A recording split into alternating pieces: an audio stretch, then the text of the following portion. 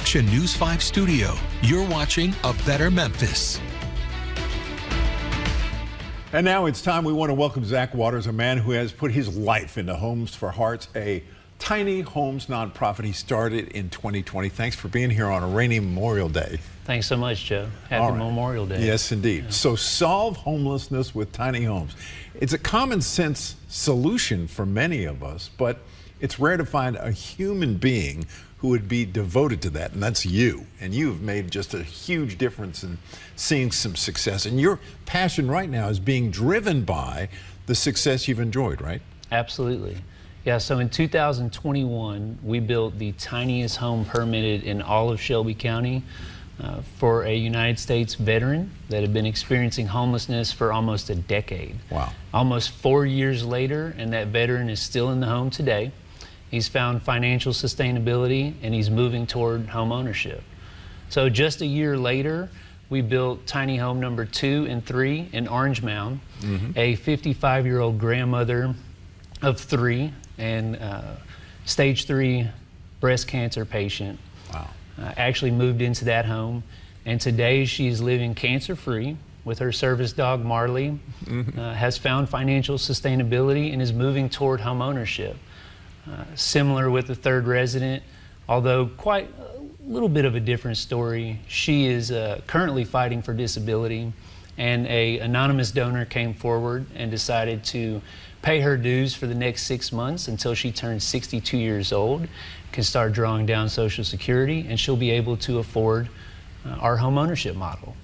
And recently, most recently, as you saw in the video, with Henry Comus moving in, 60-year-old, deaf Memphian, 2 service dogs, and with Henry's limited income, he can become a homeowner in 11 years.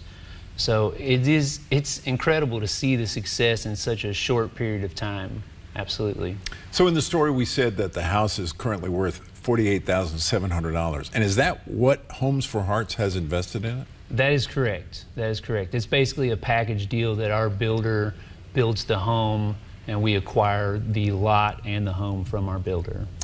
Most of us know somebody who might benefit from Homes for Hearts. How does somebody get the ball rolling? Absolutely, that's a great question. So currently we're partnered with Room in the Inn Memphis and also Bridges for the Deaf and Hard of Hearing. So we're relying on our case management nonprofit partners that have been on the ground serving, helping this demographic for years to vet residents that are really in need of this opportunity. And that's how we're finding. That's great. Applicants. I hated to report that little item about the break-in. So criminals broke into Henry's house before Henry moved in. It was right on the eve of Henry's arrival there. But it was before Homes for Hearts really took possession of the house, right? That's right. So the break-in happened and everything of value, all the appliances, even right on down to the toilet, were stolen from that property. And does Homes for Hearts suffer a setback financially because of that? And what about the builder, and what about insurance covering that? Yeah, we did, unfortunately, but you know, we want to make sure that our resident feels secure in the home. So after it happened, we incurred extra expenses as far as the security door, installing bars on the windows. And we offered to pay for the price of the home being boarded up that night again, and the boards being taken off the next morning for our next open house.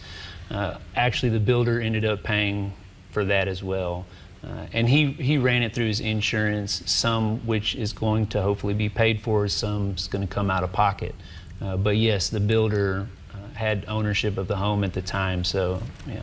Okay, so he took the hit. That's right correct. there. And so sometimes he has to eat some of the expense that criminals cause. That's correct. When they break into these houses. Yes. So Yeah. it's a Memphis entrepreneur they're actually robbing. Absolutely. When that happens. Absolutely. And a nonprofit. Yes, absolutely. Yeah. Now, your lease purchase concept, because you are the builder and the bank, That's right. makes a huge difference in all this, right? It does, yeah. So to our residents, we're the builder and the bank, which is quite rare. And what's difficult for us to find funding currently is banks don't offer a mortgage product this tiny.